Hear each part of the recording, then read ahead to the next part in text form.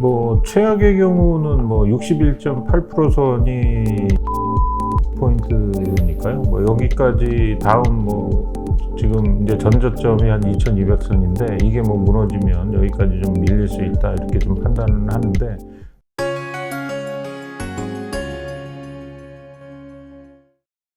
안녕하세요. 위대한 개미의 든든한 동반자 자이언트TV의 안갑성 기자입니다. 연초부터 이어진 하락장에 물린 주식들 저마다 가슴에 품고 계시죠? 그래서 모셨습니다. 국내 최고의 기술적 분석가이신 김정환 GB투자자문 대표님을 모시고 실전 투자 전략과 매매 전략 한번 여쭤보도록 하겠습니다. 안녕하세요. 대표님. 예, 안녕하십니까.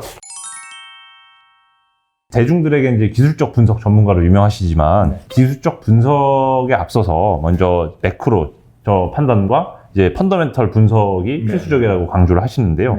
지금 이제 전체적으로 보면 이제 역금융 장세죠. 그러니까 이게 이제 금융시장의 사계를 해가지고 역금융 장세는 우리가 이제 봄, 여름, 가을, 겨울 이렇게 사계절로 나눠봤을 때 이제 가을에 해당되는 것이죠. 그래서 사실은 이제 이미 그 순환이 돼서 가을로 접어들었기 때문에 전체적으로 이때 이제 그 역금융장세 실적이 보면 인플레이션 초기 국면이라든지 금리 인상 초기 국면이기 때문에 여전히 기업 실적은 뭐 괜찮게 나옵니다. 그렇지만 이제 역실적 장세로 넘어가게 되면 이제 기업 실적이 이제 급격히 이제 나빠지게 되는 것이죠. 그래서 글로벌 시장 전체가 이런 것들을 이제 선반영해서 단기적으로 특히 이제 6월 달에 보면 이제 주가가 이제 급락하는 모습을 보였는데, 일단 우리가 이제 투자를 할 때 그 제일 중요한 것은 이제 경기 사이클을 또 인지를 하고 또 사전에 충분히 이해를 하고 이제 투자하는 것이 이제 중요한 것 같습니다. 그래서 실적이 이렇게 계속 우상향하면서 뻗어가는 흐름이냐, 아니면은 전체적으로 단기 고점을 찍고 실적이 점점 나빠지는 단계냐, 이거를 어느 정도 이제 가늠을 좀 해야 될 것 같고요.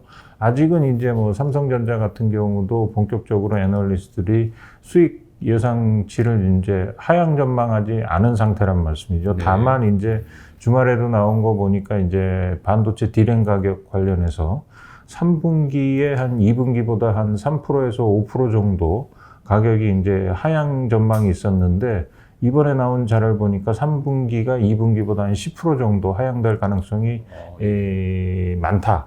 그 주된 이유는 이제 주로 그 애플, 인텔, 뭐 엔비디아 이런 그 주로 반도체를 소비하는 쪽에서 지금 경제 사이클이 지금 꺾이기 때문에 그런 수요가 좀 줄어들 것이다, 이런 견해가 좀 많기 때문에 일단 삼성전자 자체도 최근에 이제 기사화된 걸 보면 이제 비상경영에 들어갔다 뭐 이런 얘기들이 나오고 있거든요. 그래서 전체적으로 이제 매크로 흐름을 봐도 경기가 지금 꺾어지는 흐름이기 때문에 앞으로 이제 수익 예상치는 점점 더 안 좋아질 거로 좀 판단이 되고 있고요. 물론 2분기가 뭐 예상보다는 그래도 실적이 안 좋게 나왔지만 선방했다 그래서 뭐 일시적으로 미국 뭐 필라델피아 반도체 지수가 뭐 반등하는 흐름을 보였습니다만은, 중요한 것은 지금 뭐 매크로 지표가 좀 꺾이는 상황이기 때문에 기업 실적이 뭐 상식적으로 본다면 이제 좋게 나올 수만은 없다, 이렇게 말씀을 드릴 수 있겠습니다. 차트 분석으로는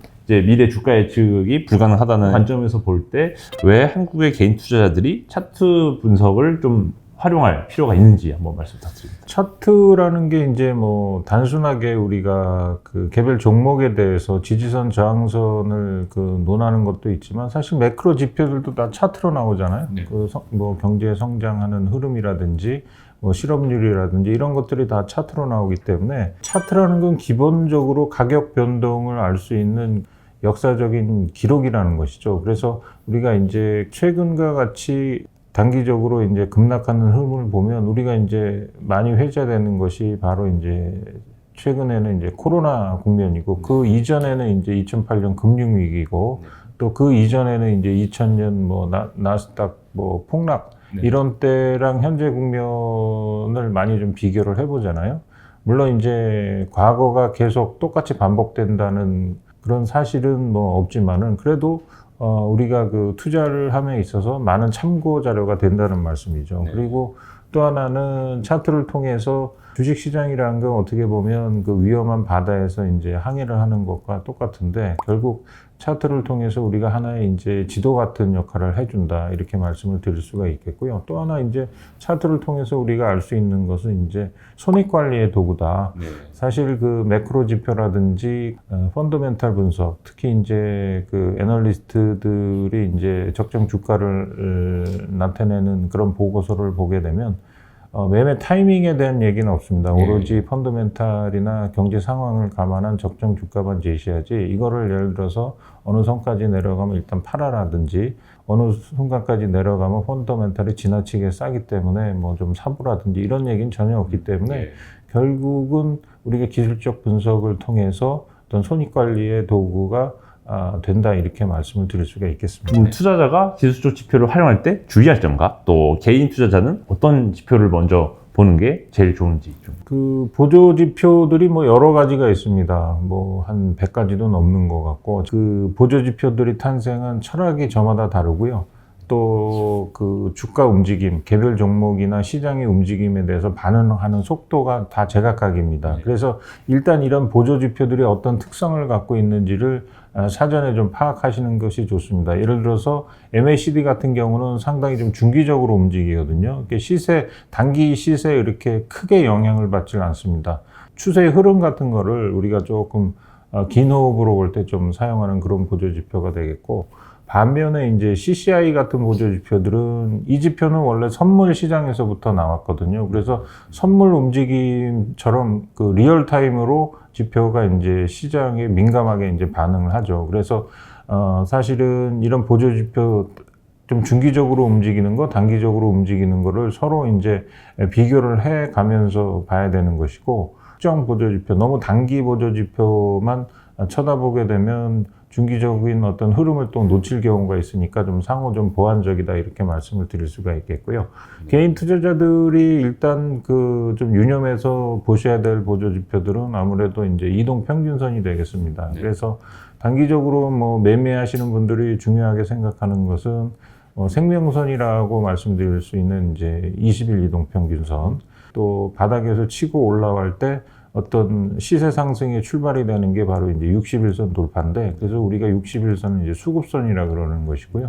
그 다음에 이제 중기적으로 새로운 시세가 시작되는지 아니면 큰 흐름에서 봤을 때 시세가 꺾이는 건지 우리가 판단할 수 있는 것이 바로 이제 120일 이동 평균선인데, 그래서 우리가 121선은 이제 경기선이라 그럽니다. 그리고 주요 이제 오실레이터에 해당되는 보조 지표들은 전부 이런 이동 평균선을 그 기저에 깔고 있거든요. 그래서 이 이동 평균선에 대한 이해가 먼저 좀 선행돼야 될 것 같고, 시장을 흐름이나 그 종목의 흐름을 우리가 알 수 있는 것이 바로 이 이동 평균선이기 때문에 이동 평균선에 대한 그 이해만 충분히 하셔도 길적으로 이렇게 매매하시는 데는 큰 어려움이 없을 것 같습니다. 코스피 지난주에 2200까지 보고 왔었습니다. 이제 하락 추세가 좀 언제까지 이어질지도 걱정이 되고 있는데, 코스피 이제 차트 분석을 피보나치 되돌림이라는 차트 기준으로 좀 분석을 해볼 수 있을 것 같습니다. 이걸 보실 때 그냥 차트 분석만 보자면 어느 정도까지 좀 손익 관리를 할 수 있는?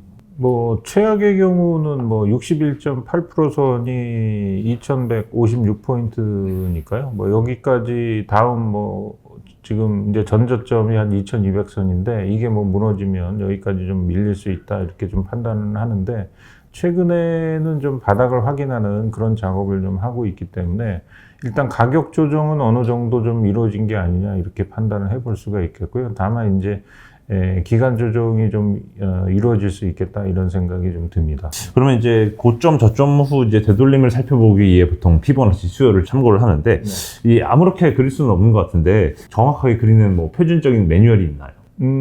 우리가 이제 피보나치 수요를 할 때 의미 있는 고점하고 의미 있는 저점을 연결해서 이제 이 두 점을 찍어가지고 이제 피보나치 수요를 그리게 되면 이제 저절로 컴퓨터상에서 이제 그 주로 HTS 시스템에서 이제 주요 지지선 저항선들이 이제 맞춰지게 되죠. 또 반면에 저점하고 고점을 연결해 그릴 수도 있습니다. 그러면 이제 피보나치 서열이 또 나타나는데, 제가 볼 때는 뭐 큰 차이는 없습니다. 피보나치 수요를 그리다 보면 위쪽에 이제 주요 지지선 저항선이 있고, 그 다음에 이제 밑에 쪽에 이제 제일 뭐 61.8%선 이런 게 있게 됩니다. 근데 반대로 위쪽에 그 주요 지지선 저항선을 다 통과하고 내려갔다면 좀 정밀하게 분석을 하려면 역으로 저점하고 고점을 연결해서 피보나치 수요를 구할 수도 있고요.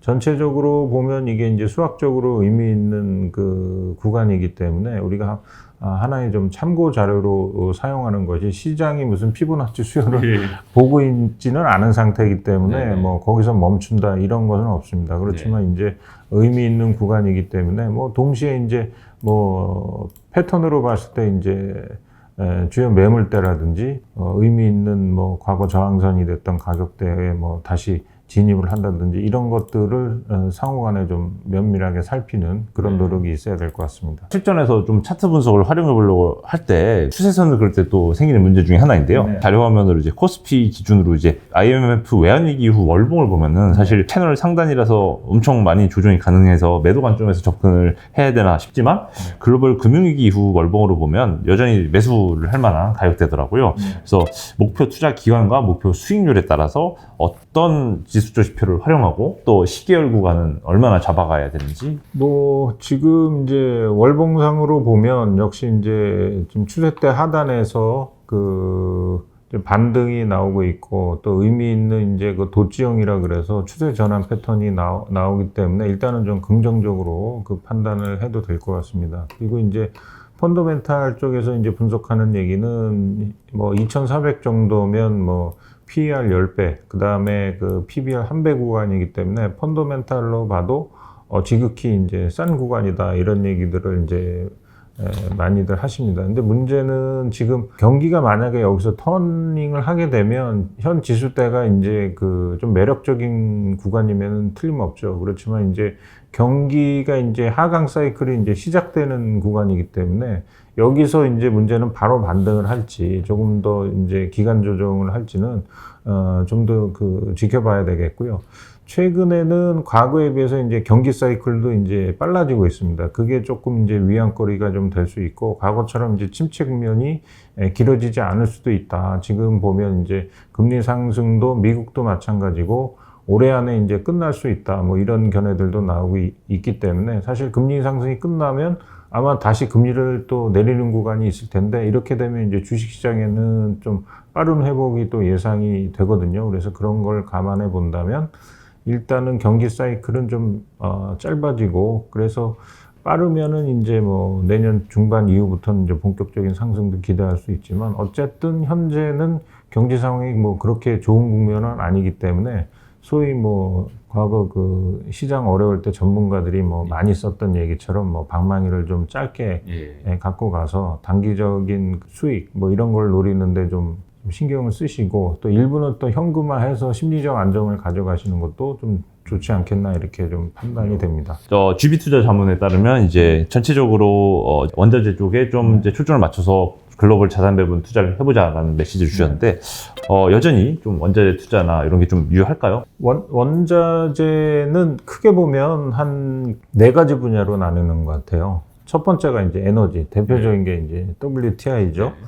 두 번째로 이제 산업용 금속이 있고, 세 번째는 이제 농산물이 있겠죠. 그리고 이제 네 번째로 이제 귀금속이 있습니다. 이것들이 이제 다 지금 원자재로 이제 큰 카테고리 안에서 불리고 있는데, 사실은 살펴보면 조금씩 차이가 있습니다. 그래서 에너지 대표적인 게 이제 석유인데, 이건 이제 단기적으로 이제 급등을 했다가 전체적으로 이제 세계 경기가 침체될 것에 대한 우려가 있어서 좀 빠지고 있는데, 전반적으로 그 공급 쪽이 이제 개선이 돼야 되는데, 그 대체 에너지라든지 태양광이라든지 이런 거 뭐 수소 에너지라든지 쪽으로 이제 포커스가 맞추면서 그동안에 이제 뭐 폐쇄를 하고 그런 측면이 있는데, 이게 공급망이 이제 부활하지가 않기 때문에 한계가 있을 수뿐이 없습니다. 그래서 전체적으로 그 국제 유가는 내년 초까지는 좀 $90 이상에서 강세 흐름을 보일 가능성이 많다 이렇게 말씀드릴 수가 있겠고, 산업용 금속의 이제 대표적인 구리 같은 것인데,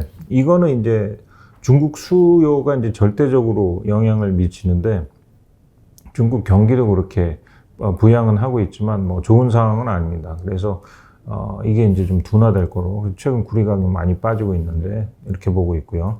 다음은 이제 농업입니다. 농산물인데 처음에는 이제 우크라이나 전쟁으로 인해서 우크라이나 쪽이 밀 곡창인데 전 세계에 큰 영향을 줄 거로 봤는데 뭐 글로벌 시장 전체로는 영향이 없다 이렇게 나오고 있는데 문제는 이 생산 단가가 좀 높아져서 가을에 이게 어떤 영향을 미치는지는 좀 더 지켜봐야 될 것 같습니다. 그래서 농산물 ETF에 투자를 하고 있는데 저희는 리스크 해지형 정도로 지금 투자를 하고 있는 그런 상태고요. 마지막으로 이제 귀금속 대표적인 게 이제 금인데 금은 스태그 인플레이션 대비용이 되겠습니다. 그래서 지금 인플레이션 국면인데 이게 까딱 잘못하면 이제 스태그 인플레이션으로 넘어갑니다. 그렇게 되면 금 같은 거를 좀 갖고 있을 필요가 있겠다. 그래서 금 가격도 생각보다는 이렇게 많이 밀리지 않을 거다 이렇게 판단을 하고 있고요. 그래서 전체적으로 이 네 가지를 국면별로 또 자산이 가지고 있는 특징을 이용해서 투자를 하시면 될 것 같습니다. 그러면 그 대표 올해 하반기 기준으로 자산 배분 포트폴리오로 주식, 채권, 금, 원자재 이렇게 네. 있다고 하실 때 각각 몇 %씩 추천하시나요? 주식은 한 20% 정도고요. 네. 채권은 한 50%입니다. 예, 채권은 지금부터 이제 채권을 강하게 지금 할 시기입니다. 네. 그 다음에 원자재하고 금 말씀하셨는데 금은 한 10%, 네. 원자재는 한 20% 정도 네. 이렇게 가져가시면 될 것 같습니다. 전체적으로 이제 빵 위주의 기술주 위주의 10년 성장 시대가 끝나고 가치주의 시대가 열린다 또 이제 지난번에 말씀 주셨는데 가치주 중에서도 앞으로 10배 오를 텐베거 그리고 밸류 트랩에 빠져서 이제 계속 저평가 만년 저평가로 남아 있는 그런 종목은 어떻게 좀 골라내야 되나요?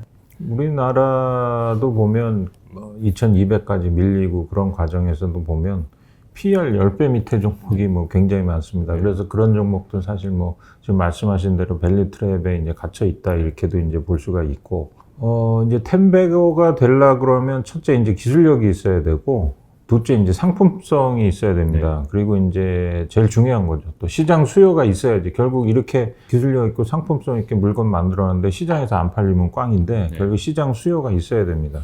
그래서 팡도 과거에는 이것들이 그 성장주의 이제 대표적으로 봤는데 이게 이제 어느 순간 또 가치주로 좀 인식을 하는 것 같아요. 그러면서 우리가 인식을 하다가 이번에 이제 미국 금리가 오르면서 기술주가 이제 심각한 좀 타격을 받다 그렇게 되는데 그 중에 하나 마이크로소프트 같은 거를 우리가 생각을 해볼 필요가 있지 않나 이렇게 생각합니다. 그래서 과거에는 그냥 가치주는 가치주였는데 그게 아니고 마이크로소프트 사례를 보면 마이크로소프트가 처음에 그 90년대 그 시장에 나왔을 때만 해도 전형적인 성장주였죠.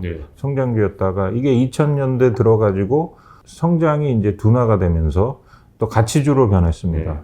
왜냐하면 이제 가치주로 변한 게 마이크로소프트가 갖고 있는 자산성이 이제 부각이 되면서 성장주에서 이제 가치주로 된 거죠. 그러다가 최근에는 이제 클라우드 기반이 이제 부각이 되면서 다시 이제 성장주로 갔는데 결국 이제 텐베거 종목도 일단 성장성이 이제 담보가 돼야 될 것 같아요. 그래야지 우리가 이제 미래를 보고 투자를 하니까 과거 그냥 자산만 많다 그런 가치주 개념이 아니고 결국 기술주에서 이렇게 이제 기술주와 가치주를 넘나들 수 있는 기업이 결국은 이제 텐베거가 될 수 있지 않나 이렇게 판단을 합니다.